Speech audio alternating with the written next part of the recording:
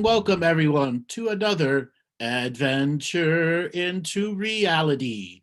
I am joined once again by my intrepid senior spiritual correspondent, Martina Grubmueller. Welcome to the show. Oh, thank you very much for that introduction. Thank you very much. I'm so happy to be here. And thank you so much. Today, we are going to follow a no plan. So whatever plans that we have are done by our precognitive and postcognitive workforces. They have already set something into motion that we will converse about. But until that moment where precognitive and postcognitive comes together, Martina, I want to just talk about just the quality of energy in the air. United Kingdom's going back on a lockdown now. We're dealing with, the freedom of humankind, which has been promoted to us via propaganda. Yeah. I was going to, I was suggesting to talk about love, but he didn't like that. So we need something to bridge that, right? And I get that because I think there is so much fear going on at the moment. Very much seems like there's stuff instrumented, right? What makes you think that? Is that a word? I don't know, because I've been working with you for too long. It's just, it's in the air.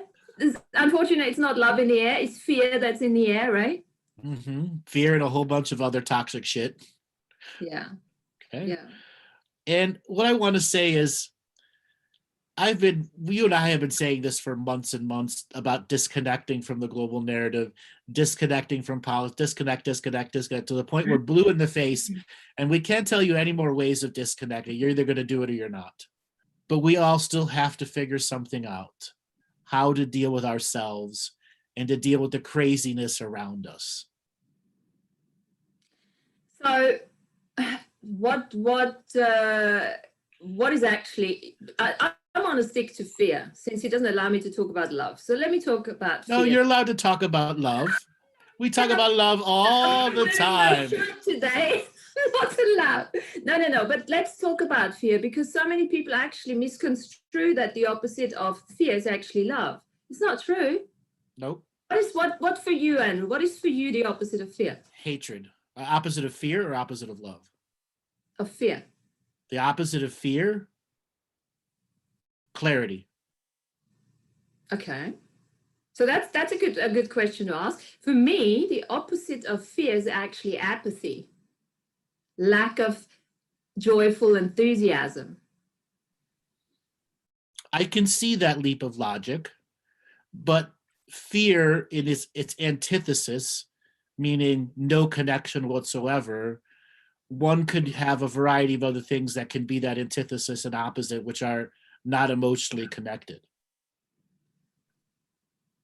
So, okay, let me rephrase. It's not the opposite. It's connected to fear. And let's make it the opposite of love. Let's make apathy the opposite of love rather than that. Which is the technical opposite of love is hatred. Okay. No, we got a lot. There are many in-between words there that can be used. And once we use apathy, we've disconnected from the emotions. We're in a whole different realm of interaction. Well, we've disconnected from the joyful enthusiasm, right? It's almost like you don't want to have an experience anymore. You're just staying away from experience. You don't want to live because isn't love the fabric that actually creates life? Absolutely. Love is the source of mother and father, the passing of the seasons, the movement of the stars, the very fabric of the hologram we exist in. Without it, there would be no hologram. Exactly. And in this reality, love is what they tried to change, the very nature and definition of it, lifetime to lifetime. So this is what, in order to disconnect, this is what we need to look at. Why are we disconnecting from the system? So that we can actually stay in that love frequency, in that frequency of joyful enthusiasm that we always talk about, right? So over the many shows that you and I have talked on, we bring up this term, we come here to learn source disconnection, and that Earth is the source disconnection school. The very nature of source disconnection is disconnecting from the many frequencies of love that allow the journey of living, loving, and learning as a natural growth process. And as we experience many forms of source disconnection, we learn new forms of source connection, which are new forms of allowing the love in us, within us, to be a part of us, created, to co-created with us. And then there are people that take the love to a one-way street where they can love everything but not themselves. Is it fair to say that in order to understand the oneness, in order to connect to source, we actually have to first learn how to really disconnect, from the system, disconnecting from love gone awry, or the past lives where we had experiences that are actually still impacting on us. So for the last, let's say, 200,000 years, that answer is absolutely applicable. You go to 250,000 years ago, the DNA had a lot more memories of love embedded in it that weren't a part of the Great Forgetting. Once they instituted medulla oblongata rules that put the motor cortex cerebellum into place, which then kept fight, flight, or freeze as a DNA resonant frequency, the journey away from love and the source disconnection from love, so that one would have to self-generate it over fight, flight, or freeze. Yeah. And also, that whole idea of coming in, that race amnesia is part of disconnection, right? Correct. It is part of the greater the tool set of disconnection. Yes. Yeah. And it's just really something to contemplate, because we often want to go straight into oneness and understand the concept of we're all one and everything is one and we're all the same, and we are actually not. And this is exactly the journey, to disconnect first and then connect back. So that there's a clarity in the connection that reveals our multidimensional clarity of what love is, was, and will be for us. There are many people who are not on the journey of healing enough that can experience oneness yet. They may get a glimpse of it, and then they'll have to work towards loving themselves more, so that the loving of all that it is, was, and ever will be can be an experience for them.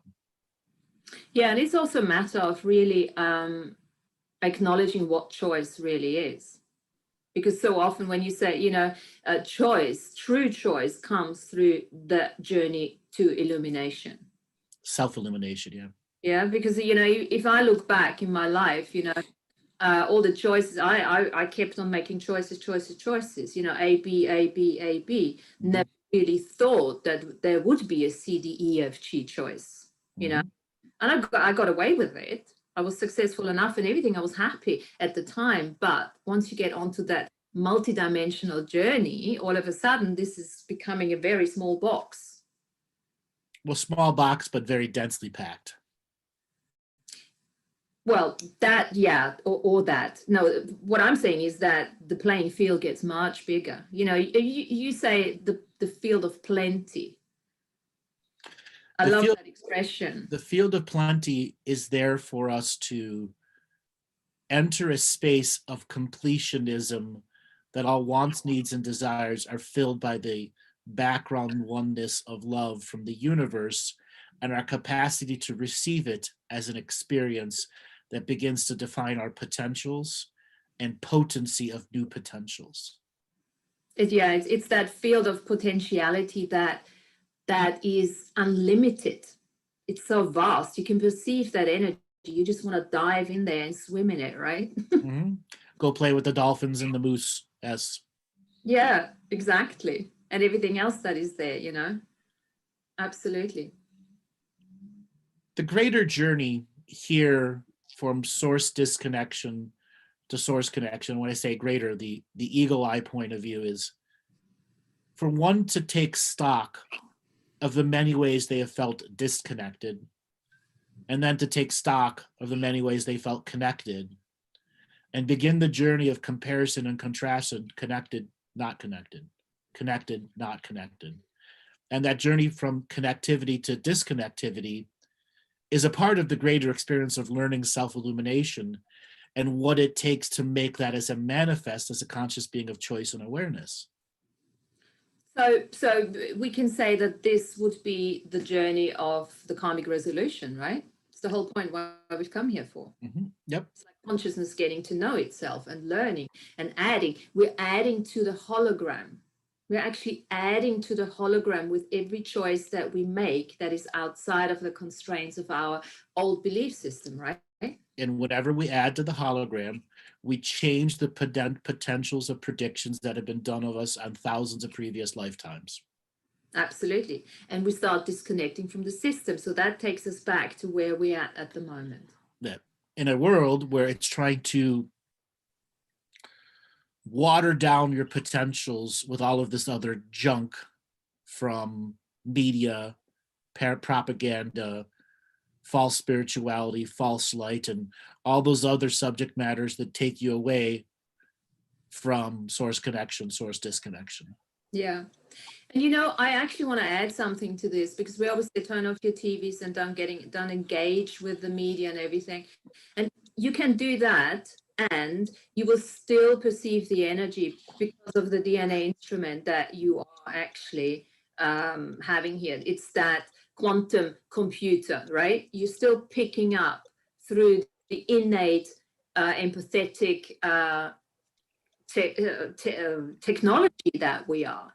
And this is why it's so important. You might be thinking you've eaten the wrong thing, or you know, you can't sleep because you had too much coffee, but in reality it might well be that you're perceiving what's going on in the system at the moment. You can have your cake and eat it too in this world.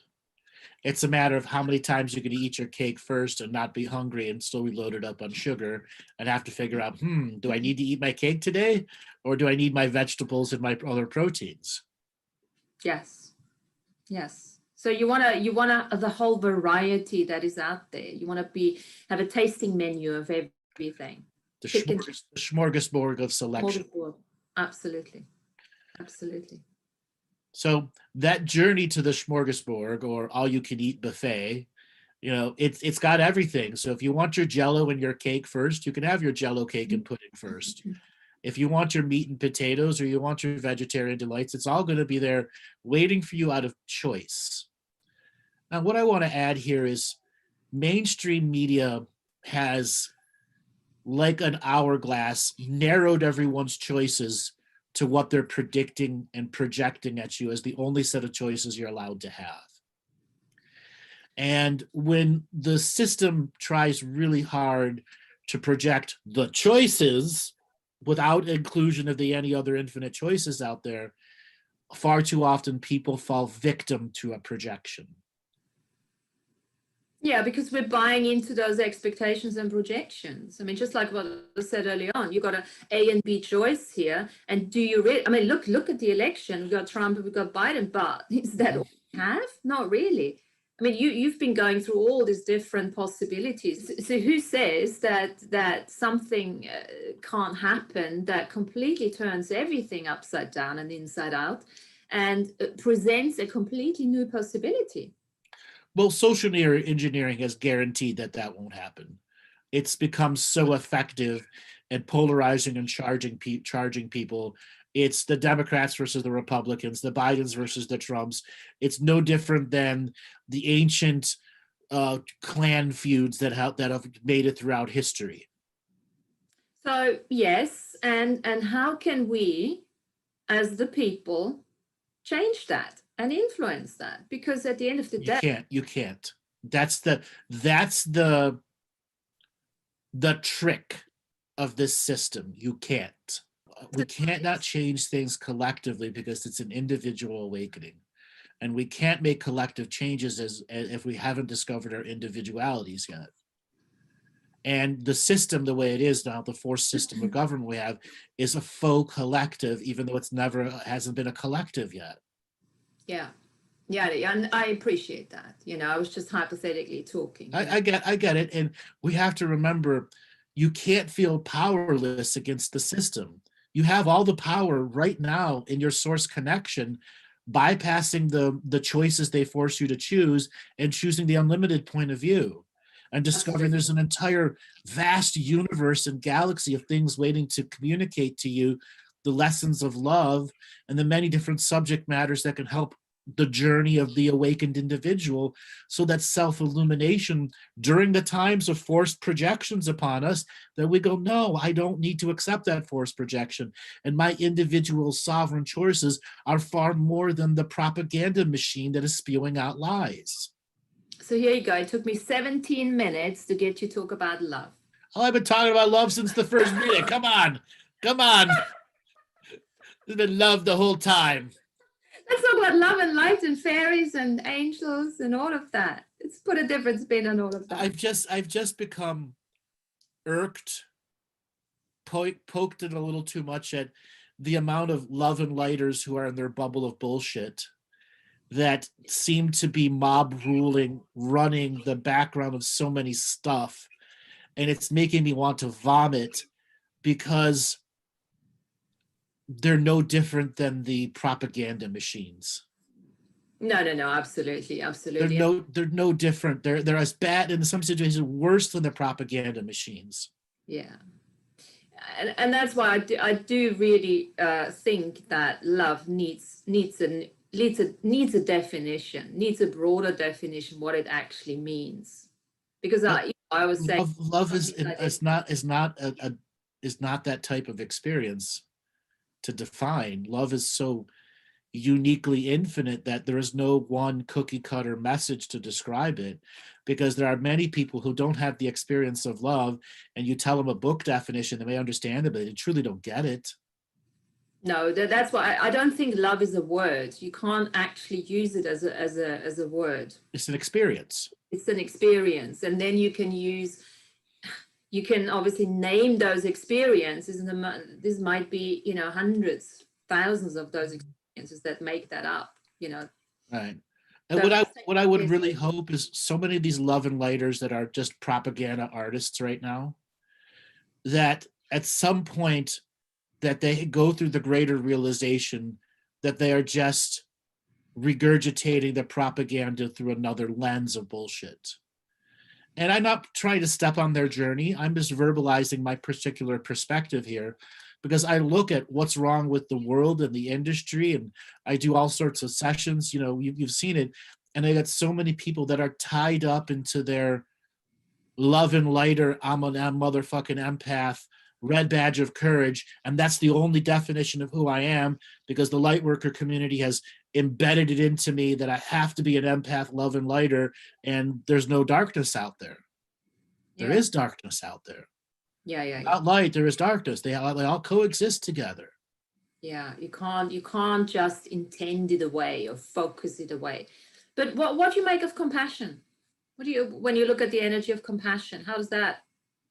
So compassion is love in an actionary form, where it's diffusing an opposite energy of love, be it hatred or apathy, and allowing wiggle room for forgiveness and some of the other experiences, so that a greater capacity of awareness can be there. Yeah. So that would be one nice, experience or definition, sort of, for love, as part of what love is. But compassion too is an experience, just like love, and one of those things that can be difficult to dictionary define. Okay. So what is, we briefly talked about the karmic journey, the karmic resolution in the disconnection journey. So can we use Dharma, the dharmic journey, as a connection journey back to source? What do you make of Dharma? So once you finish your karmic resolution and accept your dharmic role as a teacher, you're no longer creating karmas.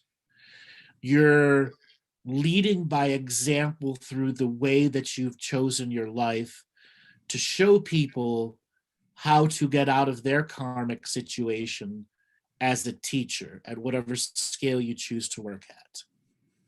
Yeah, so this is when you actually embody the teaching and you are living it. Right. You're living by example. This is the Dharmic Right. journey then. And the Dharmic journey people are often people throw hooks into them and try to pull you out of the Dharmic state. And when one is truly in that Dharmic state, no matter how many hooks are thrown at them, it's not even a state of resistance. It's a natural, it's your karmic hooks have no effect on me because I have a belief in my Dharmic journey from the way that I've lived my life that's so solid. Your continuous projections of, no, you can't do it that way, don't have any effect on me. I suppose you come from that heart space discernment place where you work from knowingness, from that heart's wisdom. Mm-hmm. And again, projections. What are projections? Stuff that people don't like inside themselves that they externalize onto others. So when people are projecting karma onto you, you can't have a Dharmic path because I'm not ready for it. Yeah. That's what they're projecting on you. And I'm going, I have my Dharmic path already, and I don't need to accept your choices as my choices. So I remember having a conversation with you at some stage, talking about how easy it is to create karma. Mm-hmm. Negative and positive karmas. Negative and positive karmas, and how easy it is when we do not acknowledge our multidimensional selves. So there could be an I am self on a parallel timeline creating karma that is impacting on you now. Absolutely. And in fact, I would say in this particular election COVID environment, there are at least 25 semi-alternate parallel timelines where similar difficult choices are going on that are directly impacting our journey here. Now, let's go into this a little bit, because this is when we talk about multifunctional, multidimensional living. When you start, acknowledging your celestial medium, you acknowledging that you're not just you here in this body, you have many, many different I am selves that are actually in competition and in hierarchy with you. So many people forget, they only think they have competition with people with bodies, but no, you have so many competition within yourself. And the journey to the self-illumination is the separation of densities to begin to work with those who are in equal co-creation, non-competition, non-hierarchical order with the you. And then the separation density says, if you are in competition with me, if you are in a hierarchical state of belief within me, and you are in a forced form of duality, no, I don't have to accept your projection as the only way of being. Yeah. And you know what? I just want to give you an example here. I've Halloween shaman, I went to my yoga studio and I just lied down and I said, okay, guys, all my I am selves, come out there, let's have a chat. The veil is thin, and let's just see what I can do for you and you can do for me. And I was so humbled, by the experience, because all they wanted to do, and I made sure that I had the separation of the ones that were non-competition, non-hierarchy. The other ones didn't even come in. They were standing outside. I wouldn't let them in. And all I was receiving so much. I got healings from them. My body started going all over the place, unraveling stuff. And I said, oh, can you work on my hip? Can you do this? And it was amazing. And that was purely by me acknowledging it, taking the time to lie down and allowing it, receiving it. In that state of acknowledgement, you created the hub of interconnectivity. That's it. That was the allowing of the multiple selves to love you. And that's all they wanted to do, because I thought, oh, what can I do for you? No, shut up. Come on. You do so much. I thought, oh, thank you. And there was just the receiving. Right. Beautiful. It's like having a birthday party, a healing birthday party that's centered around you. And the more you say no, the more you're stopping the love until you're like, I just have to surrender to the love and the gratitude being given to me. Absolutely. This is where the receiving becomes the gift of receiving. And we know what it's like. Sometimes you just want to be kind to somebody, want to give them something. If they can't receive it, it almost hurts you. That's right. That's right. So yes. You know, as a person that's been doing readings for a long time, there are some people that are just on the edge and I want them to get it, but I know I can't use any of my core energy. Or as soon as I step into using my core energy, I've defeated the healing in general by stepping on their journey, by not putting them in a situation where they have to step up their frequency. I know there's a lot of people that have been listening for a long time, and you can hear the eagerness. I can't explain it anymore simply into a situation. And then I'll back down my energy because I realize if I go another step further, it will be my core energy passing the hopium pipe to them. They have to generate that frequency within themselves. And there's another element to that. It's that you hurt them. You don't It's a state of love. It's a state of love. And which I've learned that it is truly a state of love when I back that energy down. Because the greatest gift I can give them is self-illumination and not me turning on the light bulb for them. Yeah. And it's a state of self-love too, because if you do overstep the line, you're actually stabbing yourself in the back, because the energy turns round, they can't receive it, it goes round and it just hits you. Right. I've had so many people that have had amazing sessions, 2-3 sessions in a row, and then they come back demanding refunds for all of them because of whatever happened in their life. You imagine that? Those are unique hits. I've also learned to know that if I've reached that point in that person, they could go no further. Could go no further. Not from any fault of mine. The first 2 sessions were transformative tear journeys, and all of a sudden the emails come through this. Not that I did anything wrong. Their own personal journey into whatever was going on is their journey. What I can find uniquely difficult with the job at times is I become a psychotherapist. I was never meant to be a psychotherapist. Many of my sessions are psychotherapy in a form. Would you all agree with that? Yeah. Dealing with traumas, dramas, stuff that's internal that they should be doing on their own. And I'm doing it as an example. Each person is a teacher that comes through so that they can begin that greater journey on their own. How to begin those inner dialogues and conversations with yourself so that you can do it. I think this is an example for taking responsibility at the level of your awareness again, because I can guarantee you, I don't need to guarantee you obviously, but anyone who has sentiments like that, if you re-listen to your session 2-3 times, all of a sudden you're going to have a completely different outlook what's actually happened. I mean, I had that situation with the session I had, not with you, but with a different session. It was a hypnotherapy session. I walked away and said, oh, that wasn't really. And I thought, hey, don't do that. And as I started listening to it again, I realized that I was absolutely not being in the state of receiving what was actually said. What was I saying to myself? Interesting enough, I didn't even trust that. So it's a faith journey, it's the trust journey, and it's the letting the boundaries down and trusting that whatever you do it for a reason and you will gain something from it. Exactly. I'm just going to share another personal story. This was a while back, I don't know, 3-4 years ago. I did a session with a lady, and it was an hour session. And from the moment I said, hello, how you doing? She spoke for 53 minutes and didn't let me say anything. And I kept trying to interrupt her. She just kept going and going and going and going. And then at the last 7 minutes, she wanted to ask a question. And I'm like, you know, you've been talking the whole time.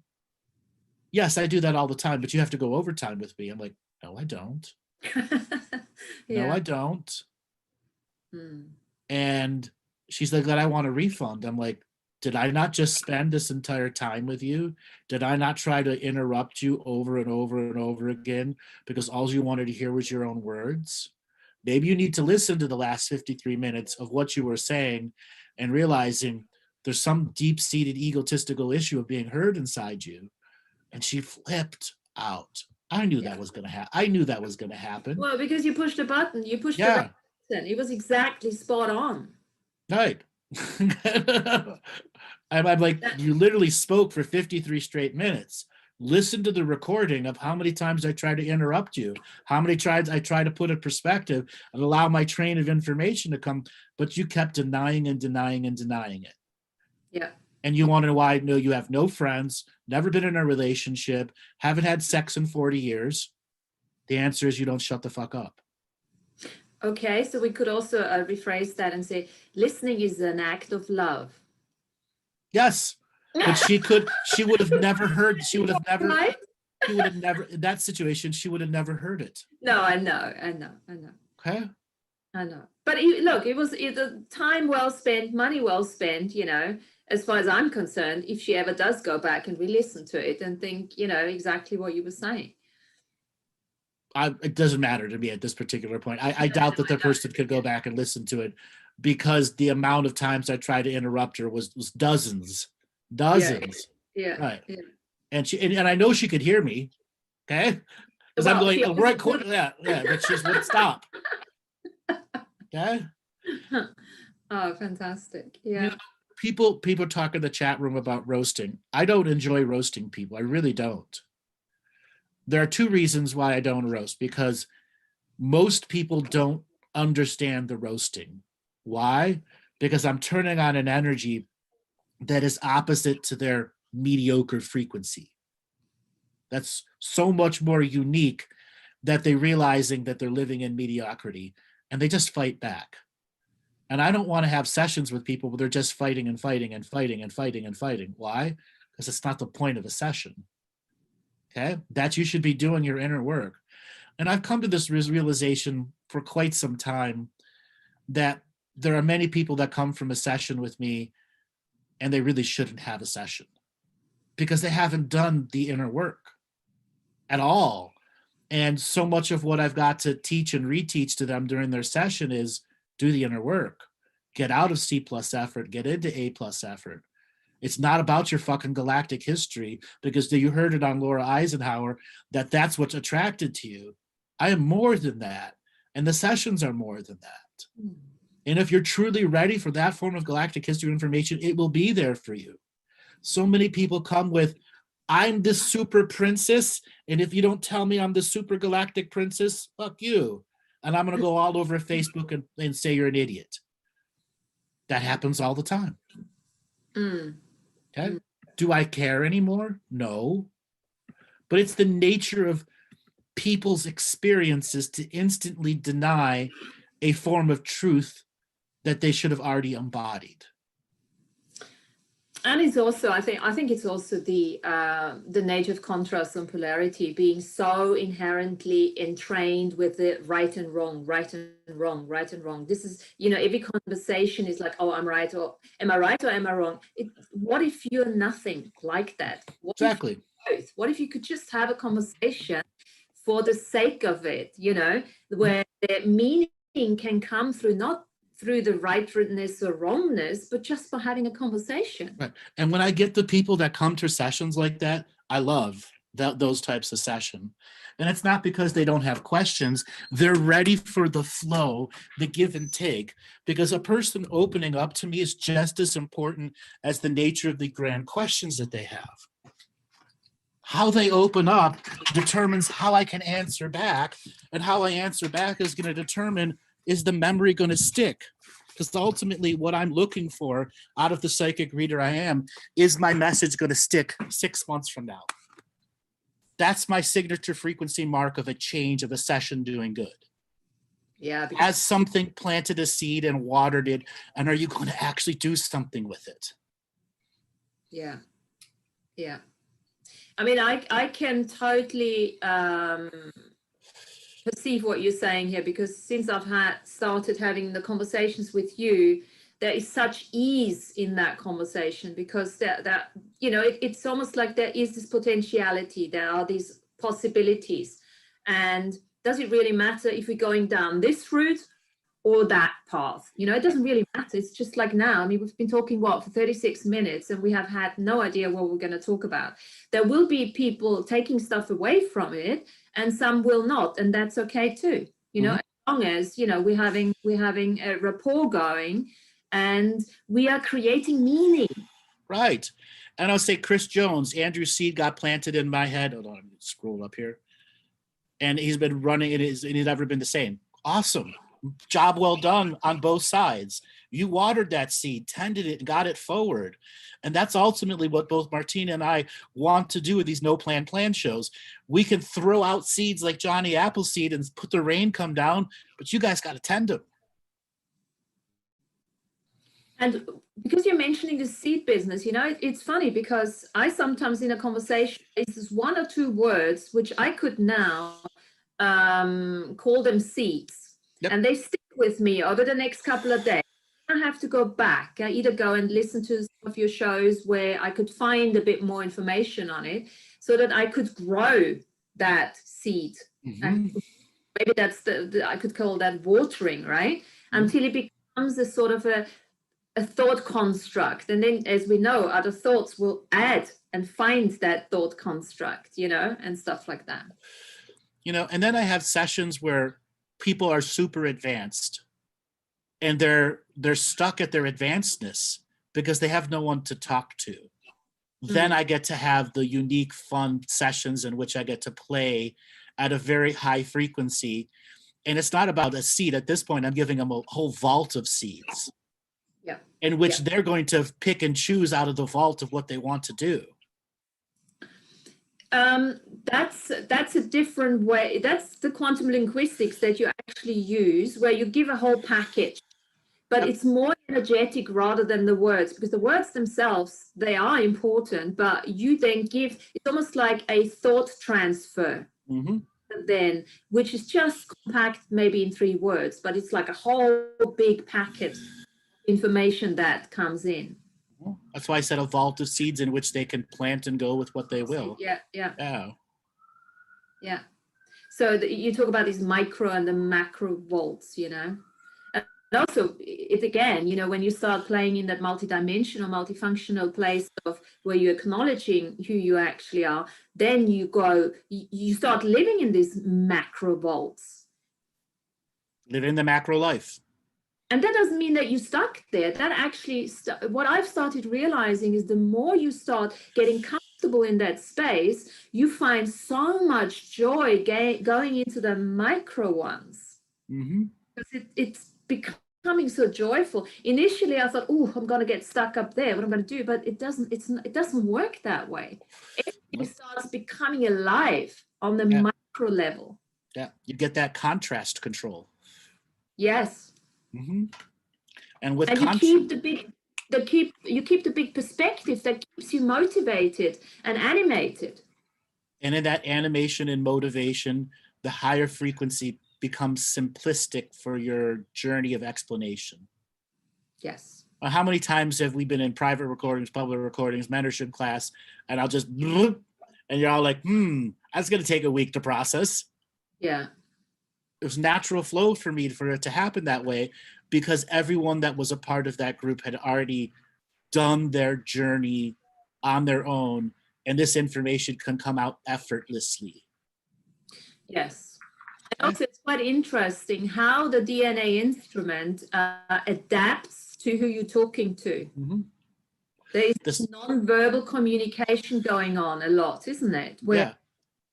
That's that signature frequency teacher of the moment of now, then, and will be.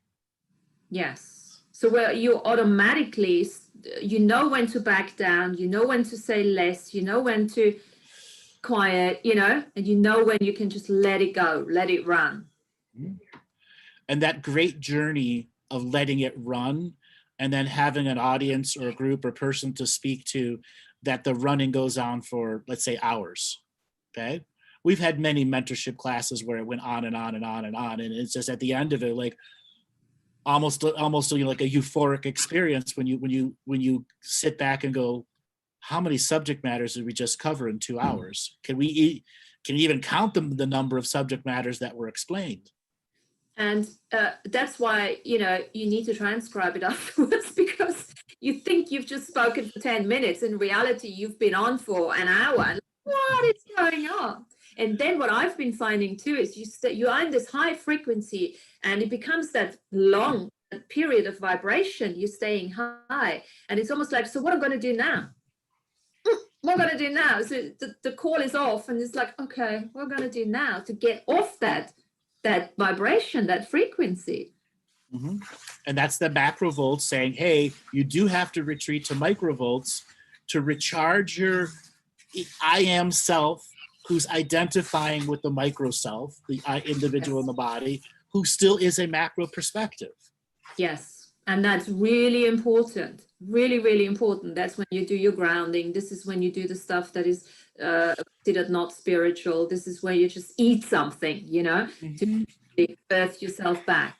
It's a bit like what do the shamans do, the shamanic traditions. I mean, they do the ceremony.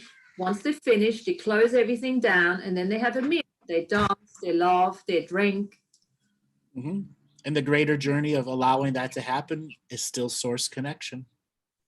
Yes. Source connection is micro and macro, and micro and macro at the same time.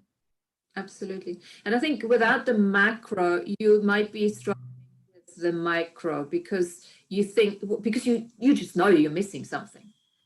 You're missing, and all you're missing is the connection. That's it. A connection which is self-generated. Yeah. Okay. So we've been talking now for 43 minutes. How many subject matters have we gone through? 20, 25? Okay. Okay. So I've been promoting a lot of people to read Dancing the Dream by Jamie Sams. I see some people in there now. What are some of your experiences with that book? As I said, I've read this book probably more than 40 times. And every time I read it, I learn something new. In fact, dozens of something new. You're so weird. Yeah, that's the nature of me. You just crack me. Well, every time you say, I'm thinking 40 times. Oh my God. Mm-hmm. I need to do that too.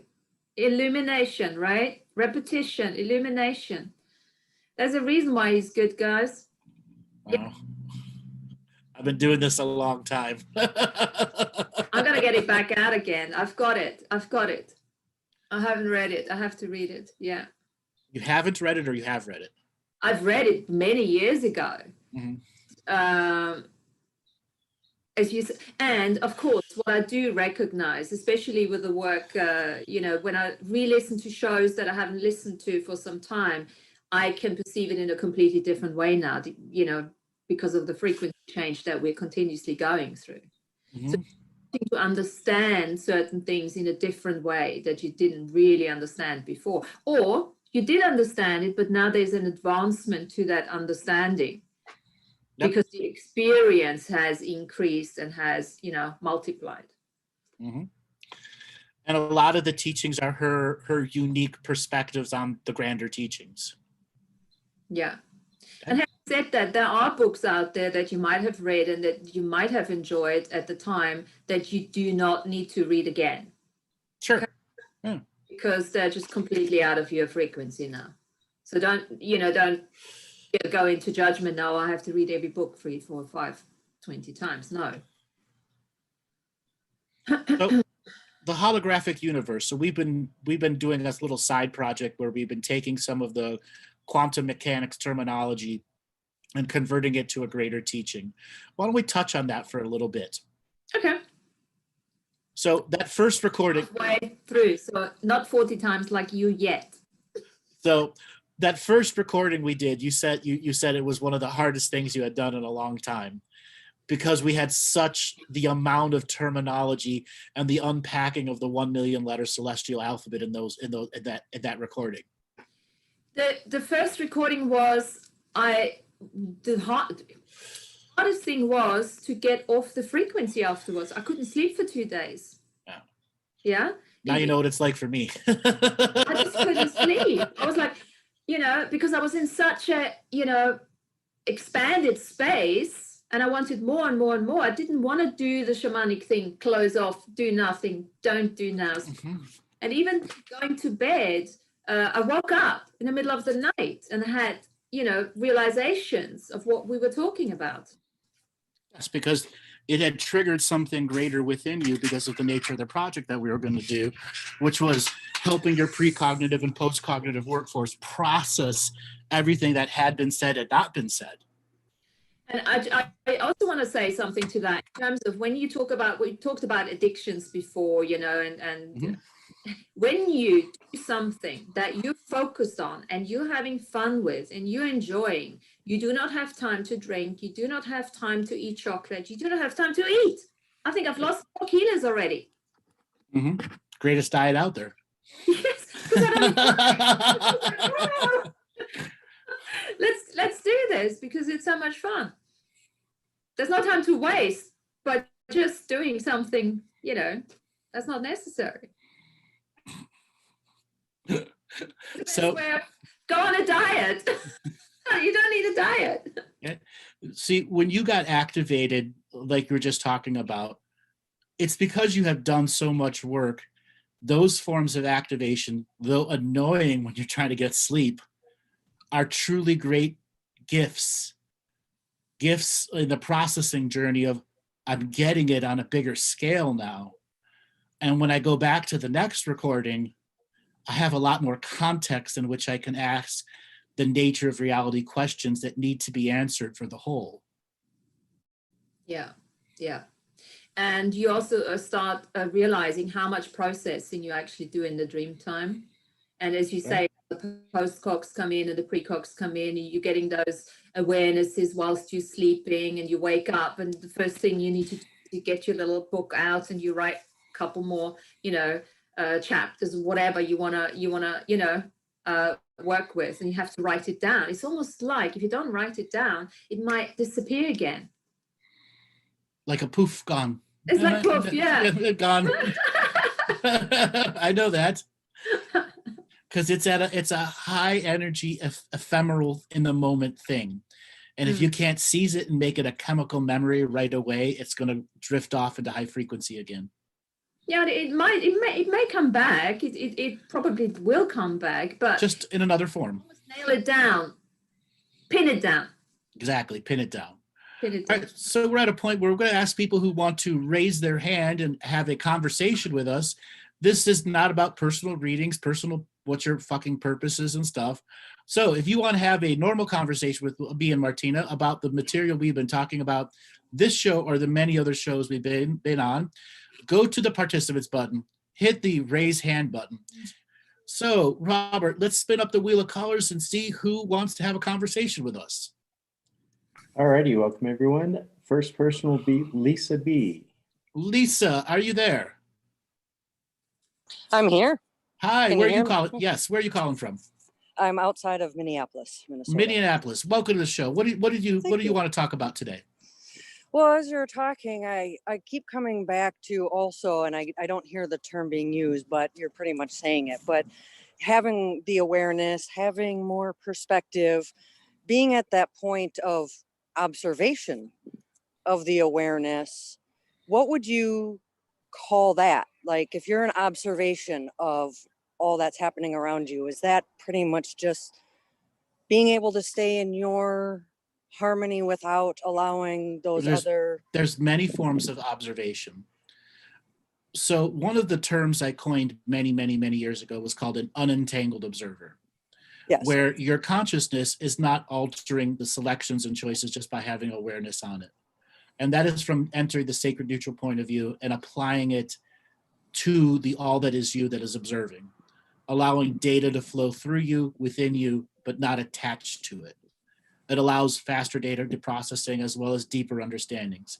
Now there's entangled observers, which is, let's say one is doing direct inner work on themselves and they're watching the many forms of themselves react to the different things that you're doing.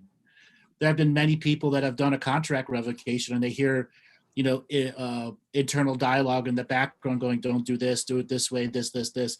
And all that internal dialogue has to be observed by the entangled observer to recognize its presence inside you as an aspect. Right. So there's many states to the internal and external observer. One must understand, is data coming external of us? Oftentimes it's external data sources that are confused as internal data sources. Right. Yep. So, so when you're unentangled in observation, I mean, is that pretty much 0 point? It can be. It all depends on your state of practice readiness at the flow of energy without attachment to a subject matter. Okay. So as I have been doing the contract revocations and I listen back to it, and when I stumble on words, that's kind of what you're talking about too, is that like an internal or an external trying to interrupt, trying to stumble you, or it can be both. It can be that's both. why Okay. That's why when you're listening to your recorded voice, you have to learn to turn your psychic radar dishes inward. Am I receiving, or when I did stumble over that word, was that a sympathetic or parasympathetic primitive defeat, or was that an external source inputting energy to stop me in a flow? Interesting.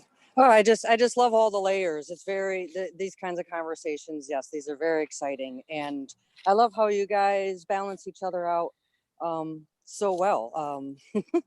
Thank you. Thank you very much. I didn't really have too much to say other than that. How long you been listening for? I discovered you from Laura Eisenhower, and every chance I get on all of your shows. So, yes, I'm.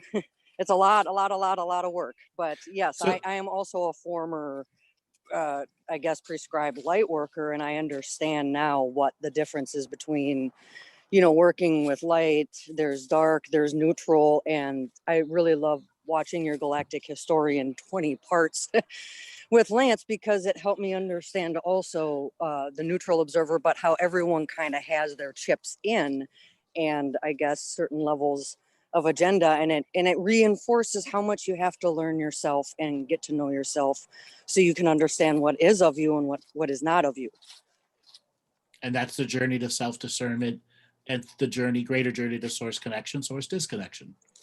Yep. And then also being able to stay within, I like to use the term love or source too, just knowing that you're always connected, but the conscious observation or awareness that you're always connected, even if you're choosing not to connect because you're entangled in something, and then realizing, oh gosh, what am I doing here?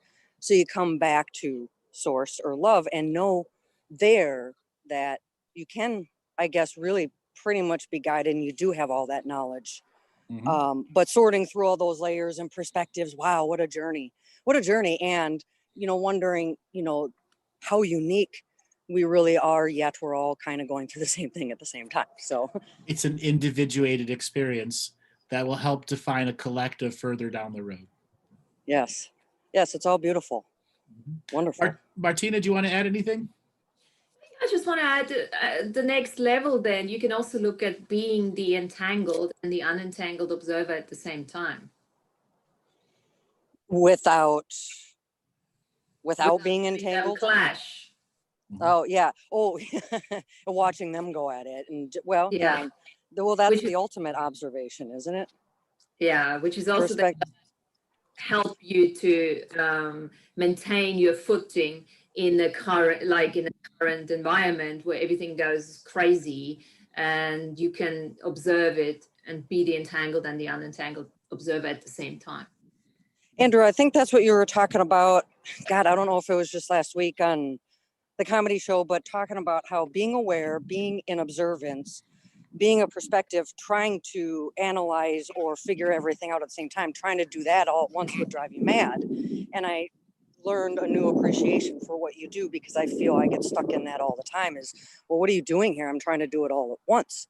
And when you said that, a light bulb went off, like, oh, well, just pick what you're going to do right now. You don't have to be doing observing, else. aware, unentangling, trying to perceive, trying to analyze, trying to figure out, trying to sort it out, try to figure out where it goes, where does that fit in, and what can you finally let go of.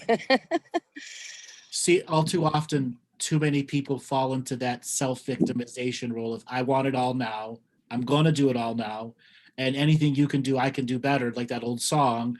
And then they get this pride in them of not stopping processing. They're forever doing and never letting it percolate and learn from it. Well, it helps to have someone just say, can you stop processing for a little while? Yes, I say that all the time. And people Yeah. are like, what? I can do that?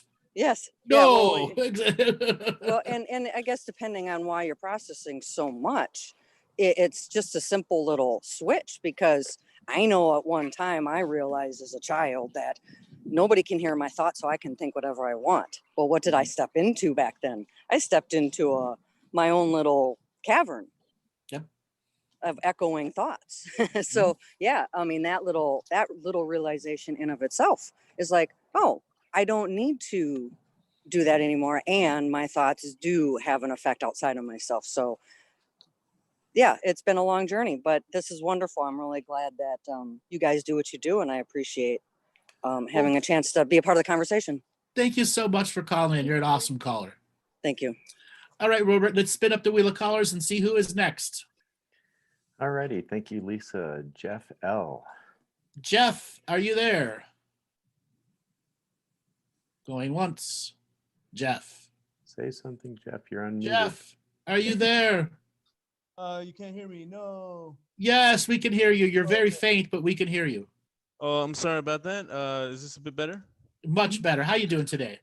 Doing great. I'm really happy to be on. A longtime fan. Where are you calling from? Peru, Lima, Peru. Lima, Peru. Welcome to the show. What did you want to talk about today?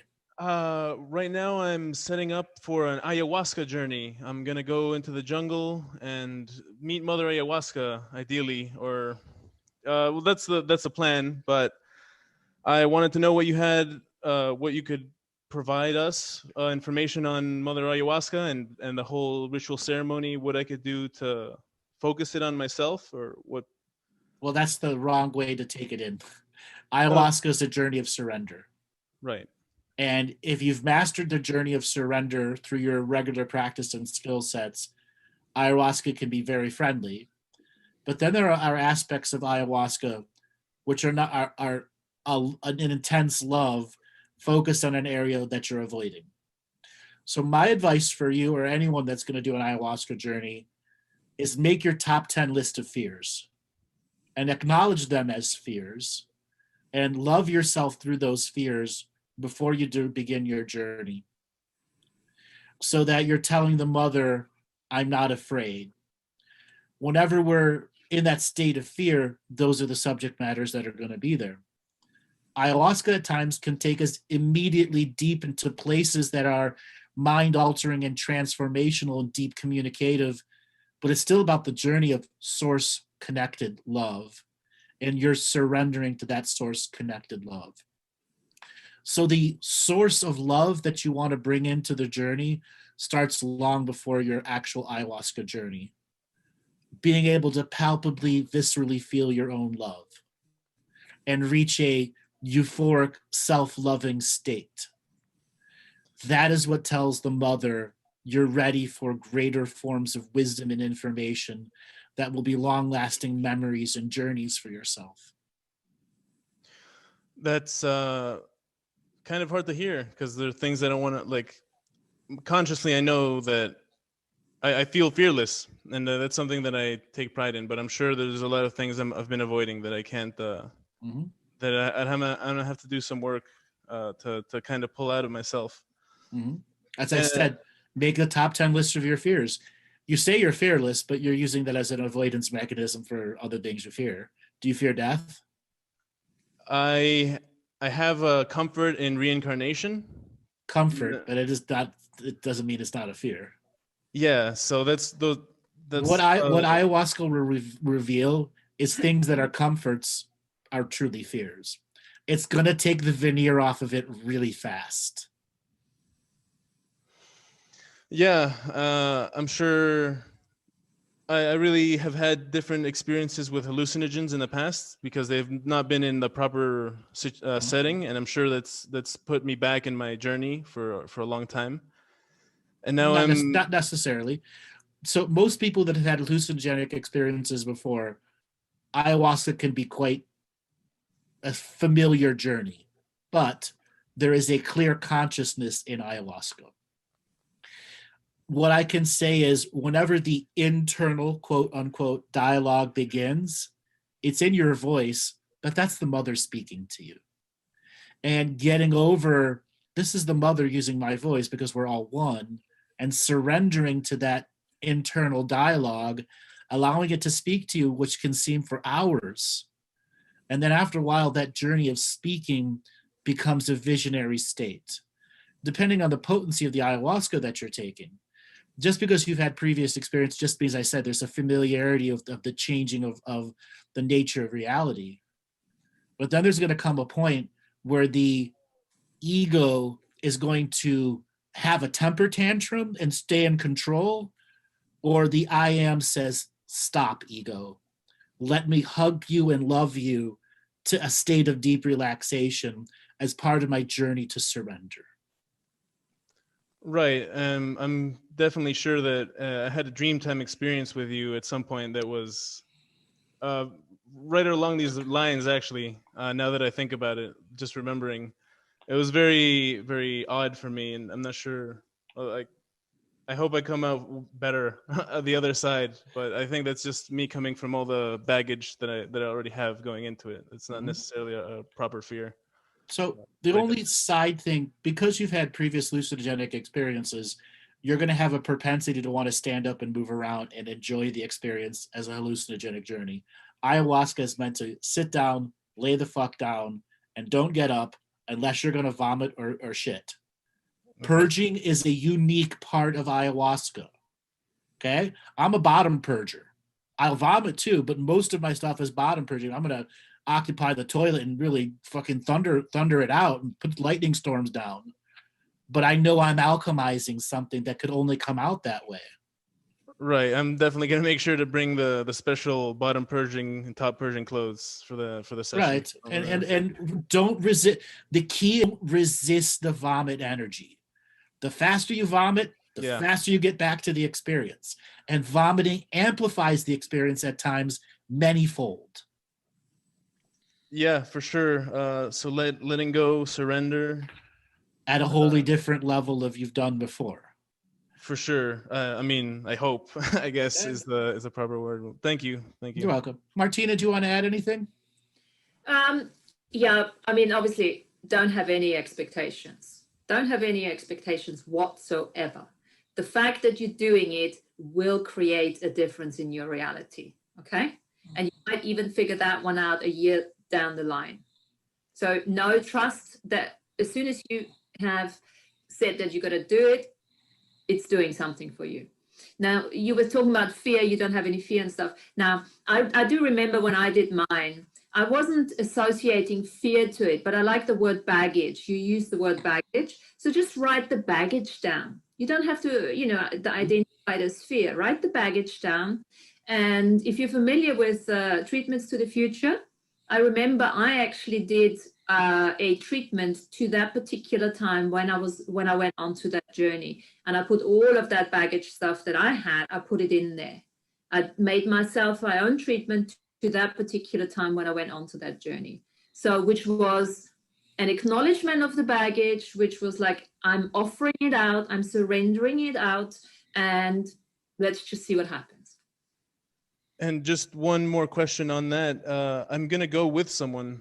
I'm not sure. I'm definitely gonna remind her to surrender and have no expectations, but I'm not sure what else I could do to help, because she's not had any hallucinogenic Nothing. experience. You cannot help her. It's her own experience. Do not attach her. Do not sit next to her. Yes. Yeah. Don't Okay. sit next to her. Don't get involved. If she's going in a weird way, this is your journey. Okay. Let the group let the group helpers take care of her. If she begins to latch on to you, you can't allow that to happen, or it will overtake your journey. All right. I'm definitely gonna keep my eyes on that. Thank you guys very much. I'm glad I could get on. I've been a long-time fan. So how long you been listening for? 8-10 years, more or less. Long time, since around the beginning. So the journey to the journey is just as important. Yeah.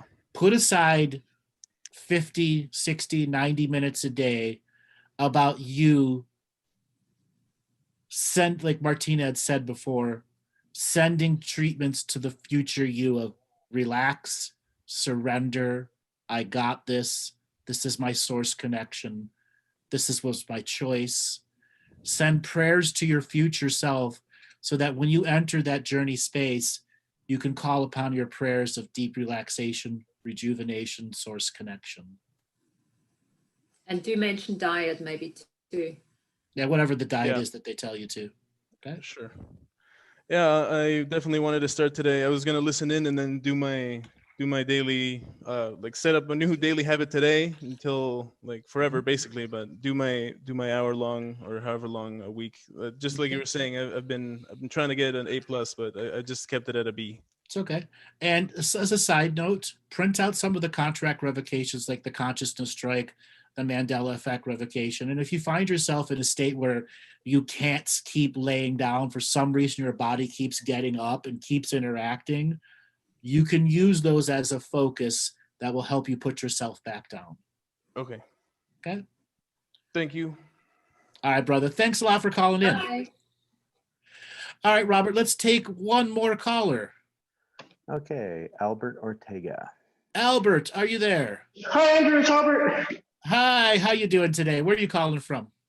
El Paso, Texas. El Paso, Texas. Welcome to the show again. How you doing? I'm doing fantastic. Thank you for asking. Great. What did you want to talk about today? Well, I wanted to talk about how you guys were talking about how, like, I'm not sure if I'm phrasing this question correctly, but about how, like, about the consciousness and how it's related to, oh, I'm losing my train of thought. Like how you guys were connecting with, like, I want to say like parallel universes, or like I misunderstood how you guys were phrasing it. But like how you were like in and out consciousnesses, I guess. I don't know if it's the right phrase to use. So when we were talking, when it was at the part where we were talking about how consciousnesses that are not in competition in hierarchical order versus the ones that are, and the learning to separate the two and work with the ones that are not in competition with you, and allowing the parallel realities to have voice and aspect as to part of the greater you, as long as they're in equal co-creation, non-competition, non-hierarchical order. Right. Because yeah, I totally like I got it, but I didn't understand how to phrase that question correctly. Thank you. You're welcome. And my question is, so how can that apply to us and what we're experiencing right now? Because maybe a lot of individuals, like I see, like for instance, my mom, since I work from home, so I see my mom kind of worrying about like the pandemic and me trying to help her, you know, how she needs to like not let the media like influence her so much, and she needs to look at it like you got to keep a proper perspective on things. And just like how people they want to understand, but they go into like, I guess you want to say like a cognitive dissonance where they just want to take in and believe what they want to believe, but then again, it's not the truth. And they cling to that truth. And I was taught, like I don't know if you remember from last time, I studied Buddhism when I was a monk. And that was like something that helped me a lot to understand that we're always in our own awareness. Like how you were telling Jeff that it's his journey. You know, you have to go through your stuff and you have to go through your journey. But then again, how can you help others if you're still on the journey yourself and you're aware, but how can you help others become aware? I mean, maybe that's great what I'm trying to say. Great question. And how much help is help before you realize that you're not helping them because they're not truly taking on and applying it to themselves. Yes, exactly. Thank you. Oh, I love that. Thank you so much. This comes down to the stepping on another person's journey teaching. Okay? Yes, that's what you were telling Jeff. Yes. If they're not doing their work, I, as the speaker, have to understand they're not doing their work and therefore stop. Right. Martina, you want to add a perspective to this about what's too much? Well, first of all, you were saying, like, when you're still on the journey, we're all on the journey, okay? And that journey never stops. So we are always, every single one of us is exactly in the same place here in terms of, being on the journey and creating more. My experience has been that... Hey, Albert, can you stop moving around? It's really loud. Yeah, it's, I'm know sorry, what? sir. It's not a kindness, Albert, to anyone else outside of yourself to force something onto them. Come from that perspective, It's not a helping, it's not a kindness, it's not a caring, even though you know what works for you and it gets confirmed by so many others on that journey. That's why this is an individuated journey where every single one of us has to make that choice for themselves. All you can do is you can lead by example. This takes us back to the dharmic journey. You can emanate the teachings, you lead by example, and you let them look at you and say, oh, he's changing. What can I do? Let them ask you the question. That's the best way of doing it. And if they don't ask you the question, well, they're not ready. She might be quite happy just watching CNN or whatever, and leave it at that. That's just their journey. We have to honor other people's journeys. Because it's an individual journey into the greater awakening of what a collective can be if we choose it. And that is the most difficult thing in the beginning, because you're excited, it works for you and you love them and everything, but just know that this is not an expression of love when you're putting somebody else on the spot and continuously forcing them to be something that they're not ready for. And that individuated journey is where people overstate themselves as a teacher, and what I call this information regurgitation. Now, Martina, you and I had this conversation in one of our calls a while back about instantly wanting to reteach something to others before we've processed, learned, and relearned it inside ourselves. And there's where so many people get tripped up on. Yeah. And look, this is exciting. This is such an exciting journey for the people who are on the call, that's for sure. So you do want to share it. I get that. Yeah, I've been there, and now, but it's backfiring at you again. What we were saying early on, it actually, as soon as you overstep the sovereign boundaries, it backfires. It can actually physically hurt you.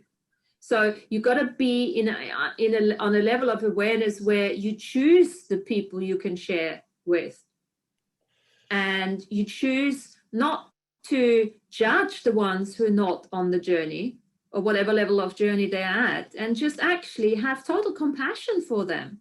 I'm now at the stage where I'm looking at them thinking, wow, it's great, works for you.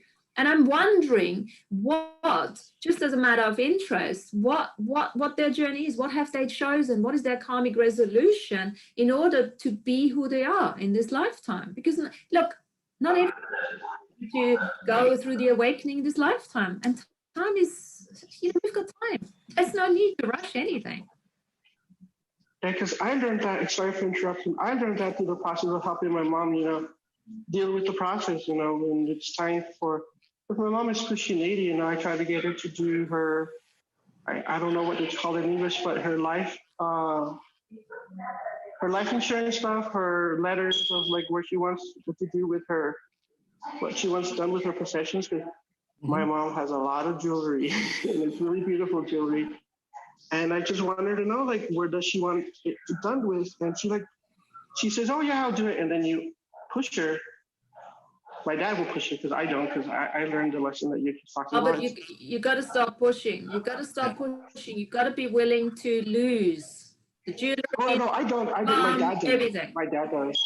I don't push her. Like my dad does, and kind of like, well, Dad, she's not ready yet. And then But then my dad says we all have to do this eventually, Albert. But my mom's not ready. That's my question. how do you use upaya or expedient means or the right words to get the point across to somebody that says, well, they're not ready yet.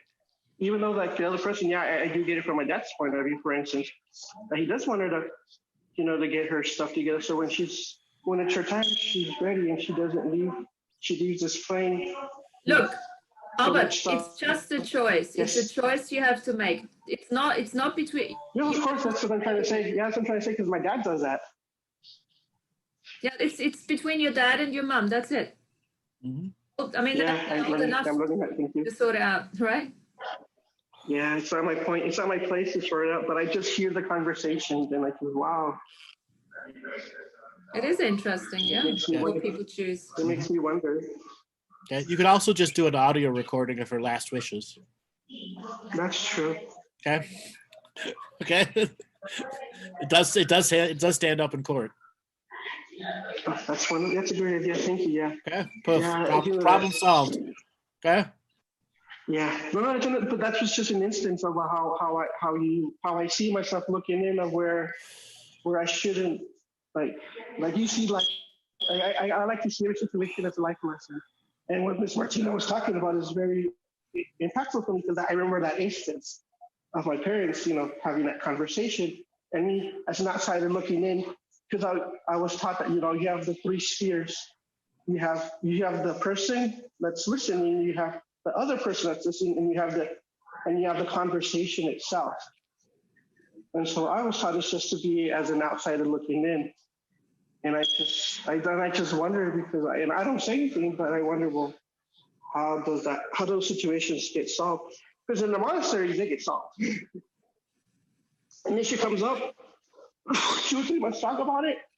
Next thing you know, it's solved. It's a communal process. It's like what communism or living in a communal situation where everybody is for everybody's help and everybody's assistance and they're relying on each other. Like issues get solved right away.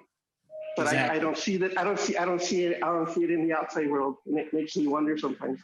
Because people don't have the benefit of living in an ashram or a monastery to clear their thoughts and have communicative people with the teachers who know how to do it. The world should be set up more like that at a very young age, but it isn't. Yeah, and it is a world of choice. Yeah, exactly. Where carving out time for yourself is important. All right, brother. Thanks a lot for calling in. Thank you for your time and everything. I always a pleasure. I always learn a lot, and sometimes if I do overspeak. All right, brother. Thanks for calling in. All right, Martina, we're at the end of the show now. Why don't you give people a way for them to get a hold of you? www.synchholistic.co.uk. This is the one. Thanks, Rob. And then we have earthnouveau.com, our weekly Zooms on a Wednesday. And you guys know who I am. We'll be back this coming Thursday with an open call-in show. And then once again, we will be on this Friday as back-to-back comedy shows. But until then, everyone, disconnect, reconnect to the journey of love. Haha, Martina. And allow yourself to be yourself. That is the message of today. Be yourself. Don't be your programs. All right, Robert, take us away. Bye.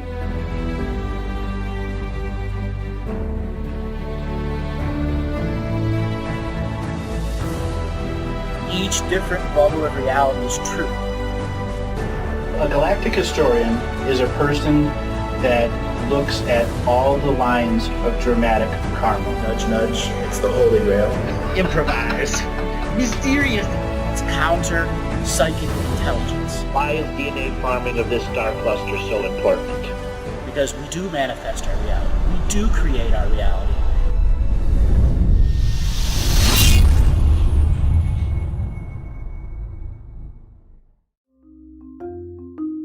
Hello. Let's create. Let's co-create. And let's change this world with love.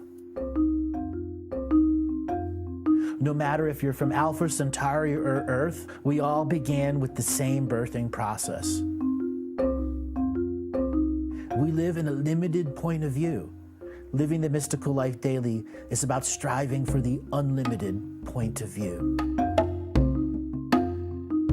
Each day each human being gets an infinite amount of choices. Living the mystical life daily is about facing obstacles and challenges. The level of awareness that you are working at means you have a responsibility to be equal with it. How does one truly let go of expectation?